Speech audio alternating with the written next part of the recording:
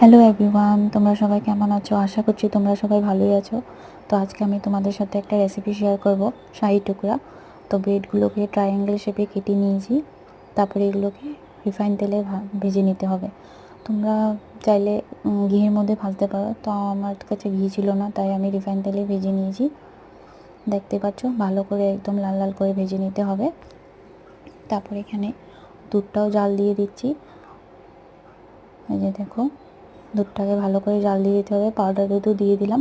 Powder দুধ ফার্স্টে 1 packet দিয়েছিলাম, তারপরে আরেক প্যাকেট দিয়েছিলাম, তো সেটা তোমাদের সাথে শেয়ার করা হয়নি। তারপরে ড্রাই ফ্রুটসগুলো দিয়ে দিলাম। ভালো করে নাড়তে হবে, জিনিসটা ঘন হতে হবে, তখনই ভালো লাগবে খেতে। তারপরে এখানে চিনি শিরাগুলোও বানিয়ে নিচ্ছি। তারপর এখানে আবার দুধের মধ্যে চিনি দিয়ে দিলাম। তারপরে একটু রোজ ওয়াটারও দিয়ে দিলাম গন্ধটা সুন্দর আসার জন্য। তোমরা যদি চাও এখানে ফুড কালার ইউজ করতে পারো। আমি ফুড কালার দিয়েছিলাম, সেটা শেয়ার করা হয়নি।